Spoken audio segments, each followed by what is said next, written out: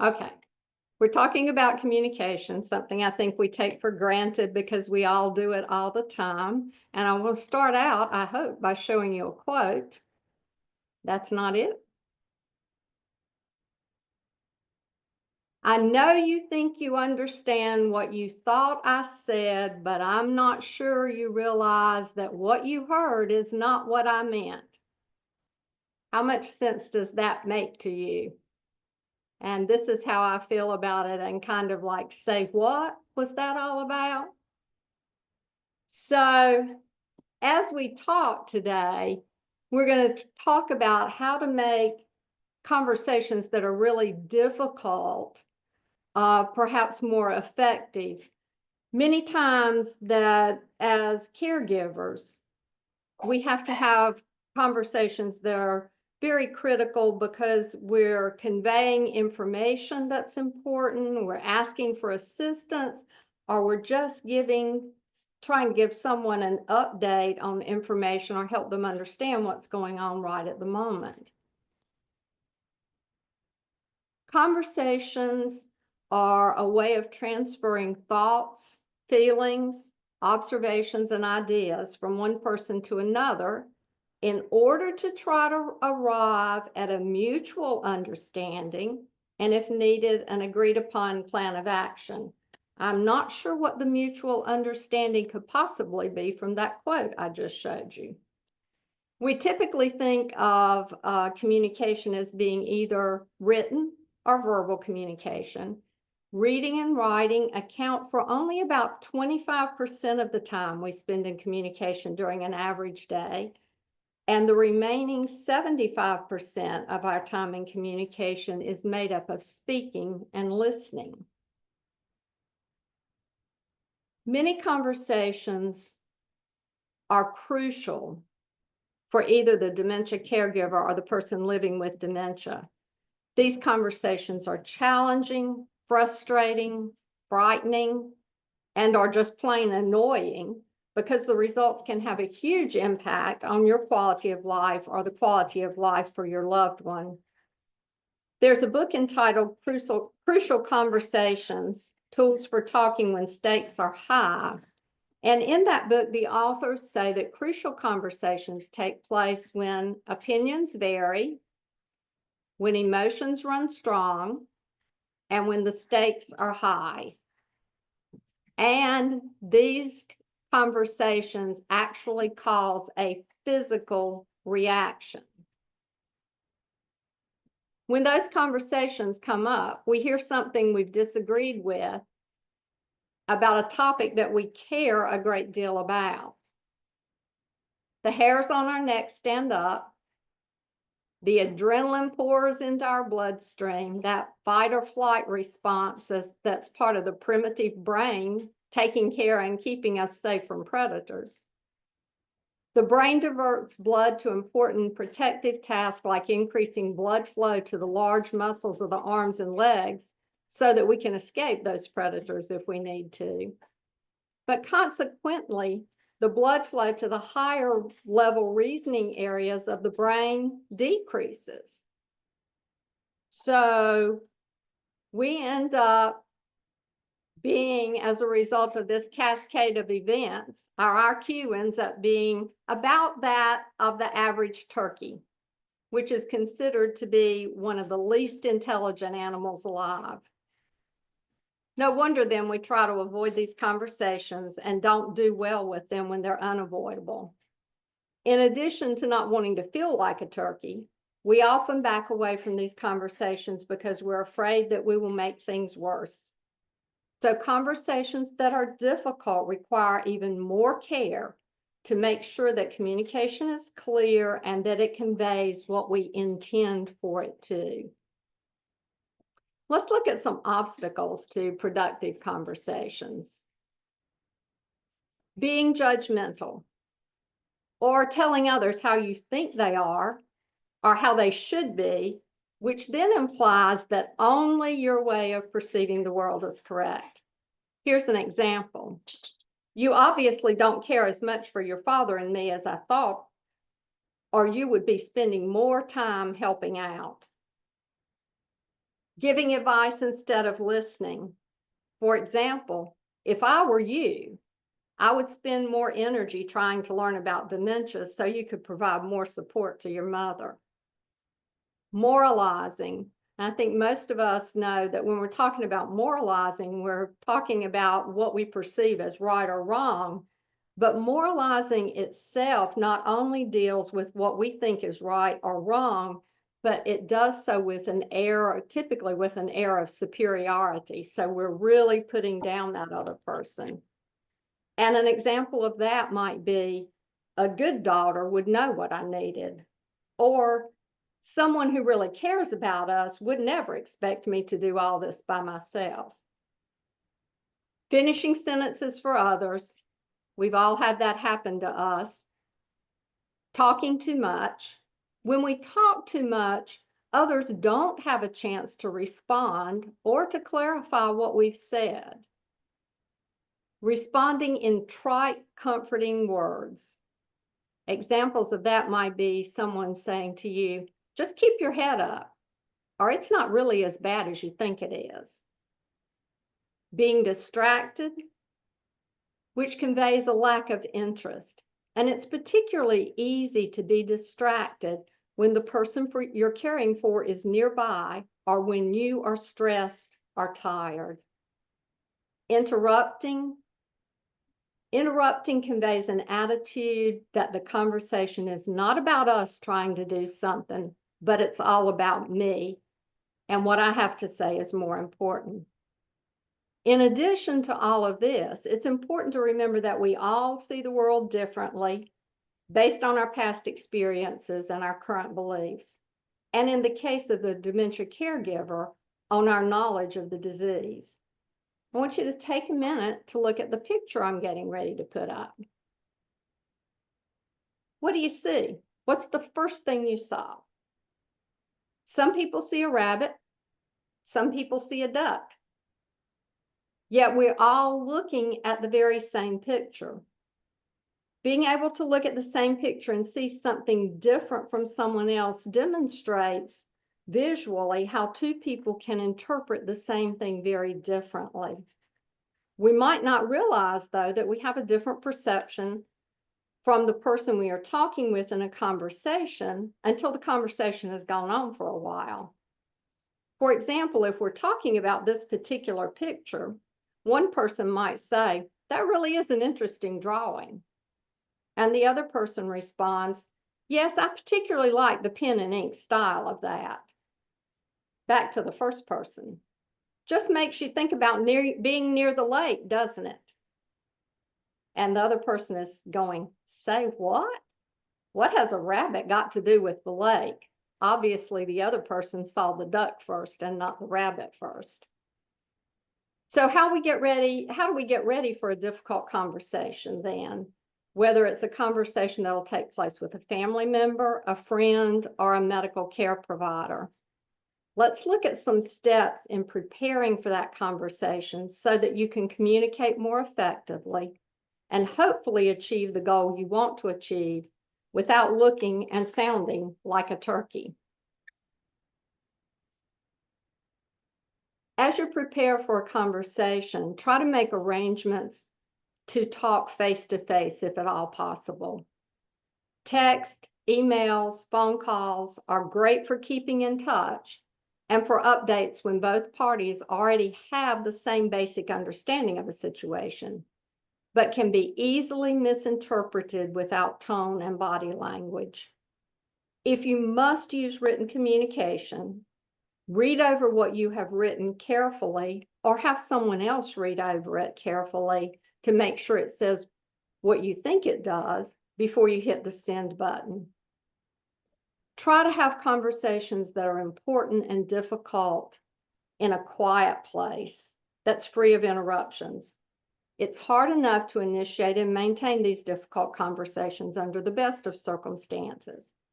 Interruptions, whether direct or indirect, increase stress and make it more difficult to maintain the flow of what is being said or listened to. If you are talking with a friend or family member, it might be helpful to schedule the time for that when the person with dementia is being entertained by someone else, or perhaps has gone to bed for the night. Think carefully about what message you want to get across. Do you need to make sure someone understands what you're seeing happen with the person living with dementia? Do you need to ask for more support or help? Do you need more information on available options for treatment of some behaviors that you're seeing? Identify the most important point you want to make or question you want to ask. If there's more than one really pressing issue, prioritize those issues so that you will make sure to address the most important one or ones within the time and attention limits of the conversation. Make notes or make a list and prioritize the topics. One of the things we all tend to try to do is to cover too much in a single conversation. This often leaves the person we are talking with overwhelmed with information or with our request. Sometimes we really don't have a choice but to try to squeeze as much as possible into a conversation, but try to avoid this situation as much as possible. Consider involving a neutral third party. This third party can jot down some notes, can play the role of mediator if that's needed. Sometimes it really helps for someone not directly involved in a conversation to be able to say to each person, "What I hear you saying is," and paraphrase what one or both people have said. During a difficult conversation, start it with stating the purpose of the conversation. Be clear and concise about why the conversation is taking place. For example, I asked you to come today so we could talk about the latest changes I see in your father. Be specific. Don't use labels. We all use labels as a way to quickly convey what we are describing. However, labels mean different things to different people. Think about the picture of the duck and the rabbit again. For example, when I say he's really becoming difficult to deal with, do I mean that he won't do what I ask him to do when he's trying to get dressed in the morning? That he tries to walk out the door every time I turn my back? Or that he tries to hit me when I ask him to take a shower? Each of these raises different concerns and requires different approaches to try to resolve. Use I and we statements. This is one of the most effective tools for clearly expressing yourself and exchanging opinions in a way that's respectful of the other person while taking care of our own needs and goals during the conversation. What exactly is an I statement?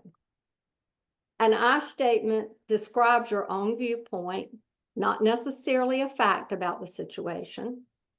It avoids put downs, judgment, or assigning blame. Consequently, it sounds more like you're speaking from the heart, and it teaches the listener something about you. All of these together open the door to resolve conflict. On the other hand, you statements tell someone else how they didn't meet your expectations.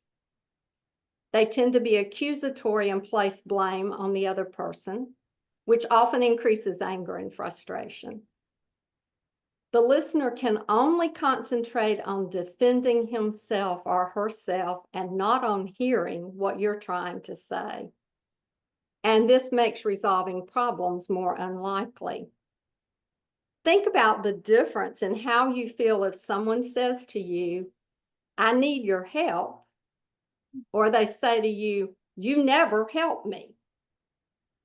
Big difference in how we respond. Here's some examples of I statements. "I need some help with your father because I'm really tired and stressed." Or, "I feel really scared because I think her behavior is becoming dangerous." "I want your help in coming up with possible ways to deal with this because I trust your input. It was my understanding that we all agreed to alternate weekends because that seemed fairest to everyone. Pay attention to your nonverbal messages. We kind of alluded to this when I talked about trying to meet in person rather than sending written communication or doing it by another means. Nonverbal messages include tone of voice, volume of your voice, eye contact or lack thereof, and your general posture.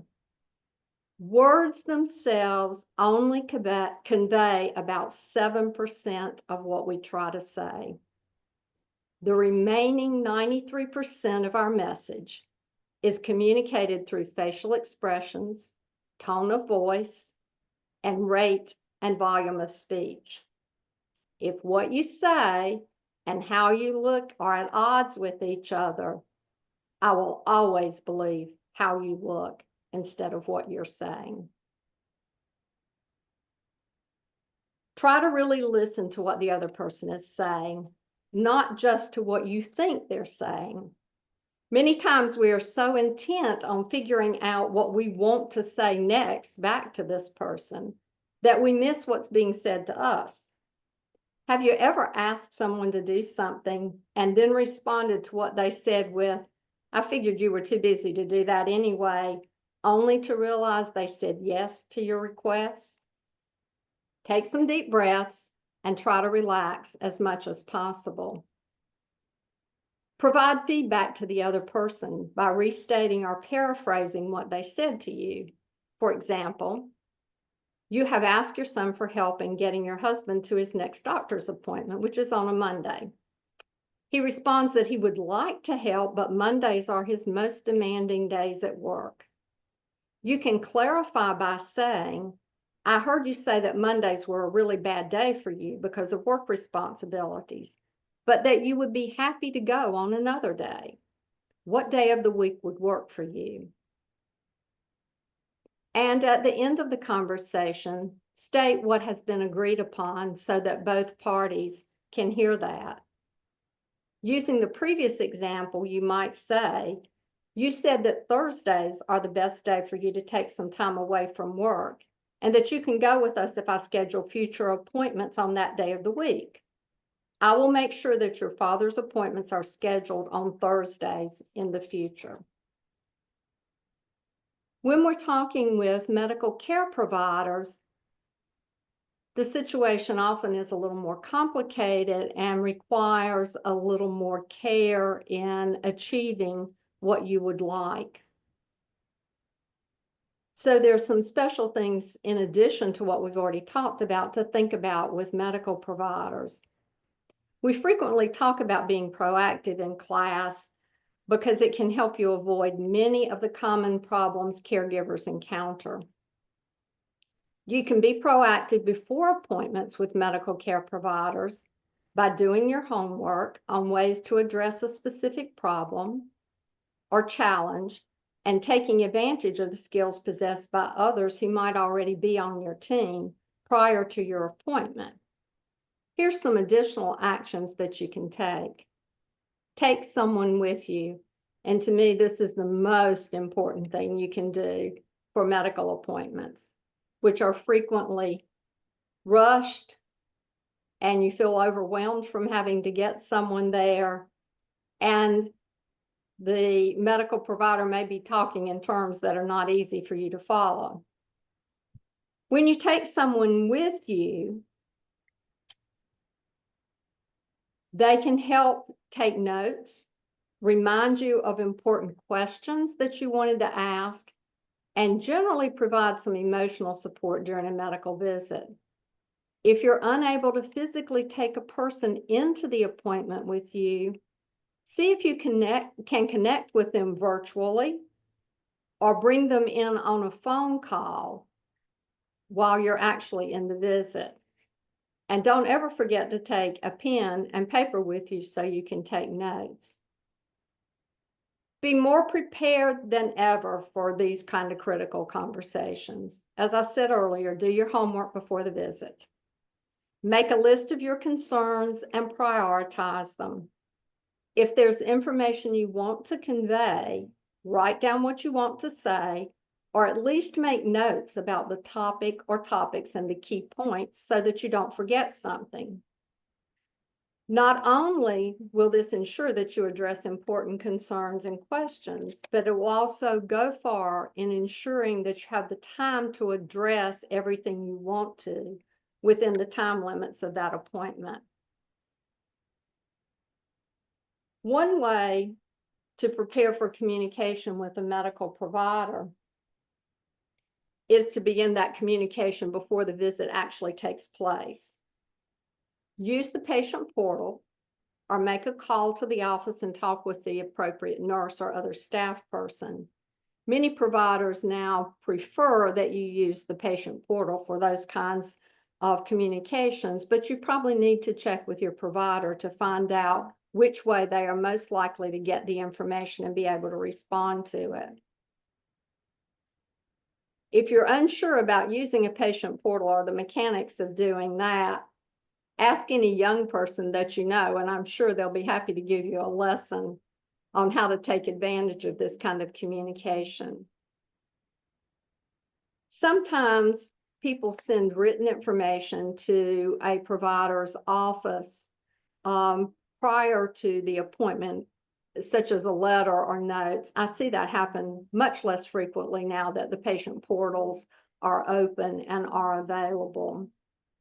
One thing you might want to make sure with if you use the patient portal is that there is a note in it that says, please don't let my loved one know that I've provided this information to you. This helps avoid putting you in the situation where the medical provider is asking questions, your person with dementia is providing the wrong answer, maybe to something that's really important, and you're having to sit in the room and say, no, that's not really like it is. If you can provide information about things that you know are going to come up prior to the visit, that helps avoid that kind of situation. Always ask questions to clarify any information that you get. Don't hesitate to ask for that clarification if you don't understand what's being said.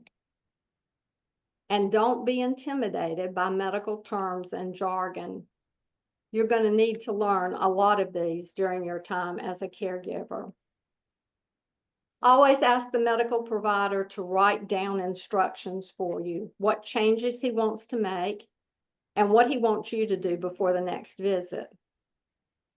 Sometimes these instructions are generated by the electronic health record that are used by many providers now. I find that those generated electronically at the end of a visit are not always complete.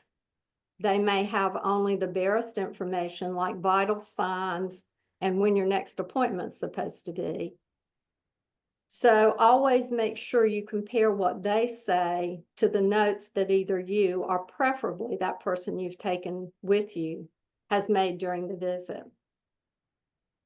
Many people living with dementia are also living with other chronic diseases and may be seeing multiple specialists.